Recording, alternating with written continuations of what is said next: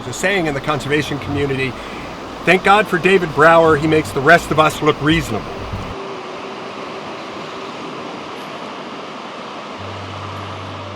And the reason I just say that is David, he was flamboyant, he was feisty, he was pushing the laws, he was pretty edgy.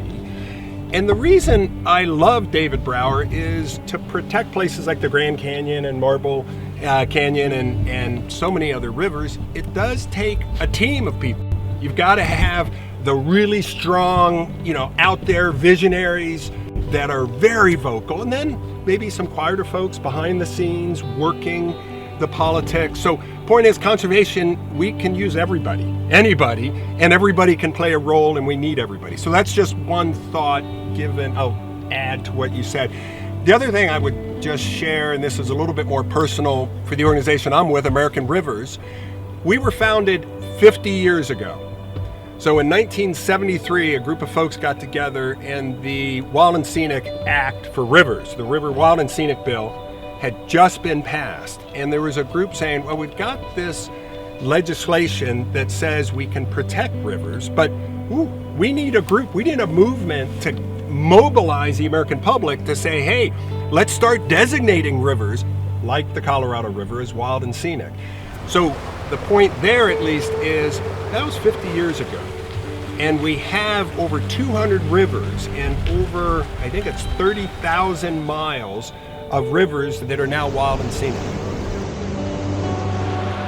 So the point is, 50 years ago, people created American Rivers, and people have been working for 50 years, and it's been a team of people like the David Browers and others, and frankly, a bunch of the folks leading river trips down here, speaking of the values of these rivers, that it takes to protect the places like this.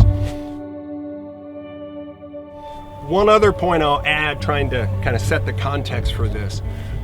When you see a map from the USGS, U.S. Geological Service, which, by the way, John Wesley Powell, first individual white man through here with his team, he was the head of the USGS, but a map of the USGS showing all of the rivers and streams and watersheds in the United States, you suddenly realize these are the arteries, the veins, the capillaries. The rivers are the beating heart of our landscape. Rivers obviously, yes, transport water, but also oxygen downriver, and when you don't have dams, you've got a lot of fish, and especially anadromous fish, salmon, migrating up the rivers. So in fact, the rivers are corridors for nutrients going both ways. Just one example, the Salmon River in Idaho that flows down into the Snake and out into the ocean.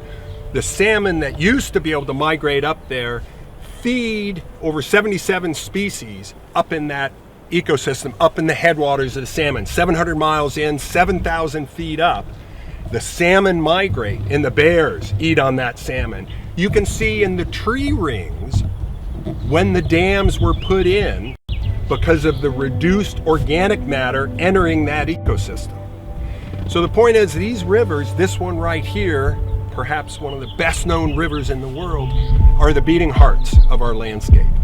And it's for those reasons that I believe firmly our organization, American Rivers, I think JP and the team here, think it's so important that people be connected with these rivers, experience them, understand them, and help protect them.